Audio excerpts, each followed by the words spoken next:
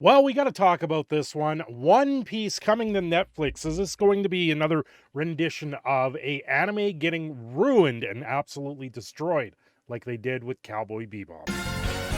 So come aboard and bring along all your hopes and dreams. Together we will find everything that we're looking for. One Piece is one of those animes that is sacred to a lot of people that are very much fans of the show. Personally, it's not one that has caught my attention. I am more into Cowboy Bebop when it came down to anime, Ninja Scroll, Ghost in the Shell, all those fun things. One Piece just never caught my interest. I've seen a few episodes of it, but I never really got into it. With every anime out there, we have Netflix trying to recreate it and create something new. What they did with Cowboy Bebop was a real shame. What they did with Death Note was a real shame. And now they're doing the same thing with One Piece. And it seems people that have been screening the show before it comes out and being released have a lot to say and a lot of reservations about this show. This story comes from Fandom Wire. It was sent over to me a while ago, and it's something that I figured I'd cover for the week here. Netflix's One Piece live action test screening, reportedly a slaughterfest of bad CGI and nonsensical story. From the sounds of it, they're picking up the story kind of where the anime is, and if you haven't been following the anime, you're not going to follow the story. It's not really doing a backlog. It's not doing what is needed to be done to build up a story. They're trying to cheat the system and just jump right into it, and a lot of people are unhappy with it, especially those that were test screening it. One Piece is one of the most popular anime series that has been running in the two decades. The epic adventure of Monkey D. Luffy and the Straw Hat Pirates is captured hearts of millions of fans around the globe. The anime series is known for outstanding storytelling, action, humor, and emotional moments that are loved by fans of all ages. And you know what? It is an anime. A lot of people do like animes. They like this show. And me personally, like I said, I just never got that far into it. Part of that probably is because I just don't have time to dedicate to something like this. It's absolutely insane how much you have to dedicate to an anime now. Like how many episodes they come out. The show continues to gain millions of fans, and as a result, a live-action series was announced in 2020 based on Odia's manga series of the same name. While some fans of the series felt that it was a good idea, others called it a horrible idea to Netflix. Earlier adaptations of the anime series, like Death Note, Bleach, and Cowboy Bebop, were all a disaster. I wonder why.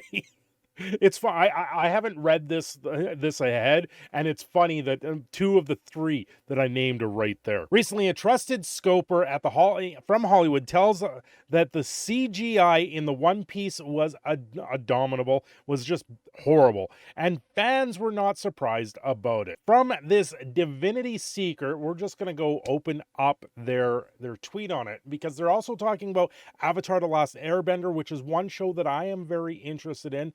M. Night Shyamalan's version of it fell flat with a lot of people. So it's very interesting that they're trying to push forward an Avatar: The Last Airbender live action series. I think they could just continue the show, although the Legend of Korra didn't do as well as the original show, that's for sure. One Piece tested horribly, the CGI looked bad, and the story didn't make sense to non-fans, and they're rewriting entire episodes. On One Piece, the first half is completely all flashbacks featuring young Luffy, before we jump to the present and rush through introductions of Zoro, Nami, Yupso, and Sanji. I'm horrible at names. All of you guys know this. All within the remaining 15 minutes, a major deviation from the source material. From the source, as for the tone of the show, it's not really working. The makeup and look of some of the cast are off. The show jumps between being over the top, goofy, to being serious. It's jarring and inconsistent, but they also built a giant set for Barty, Ati, which is the bar, I believe, for episode 3. Iconic. It is surrounded by floating docks, along with a bar inside the fish mouth, which is going to be Zoro's favorite spot.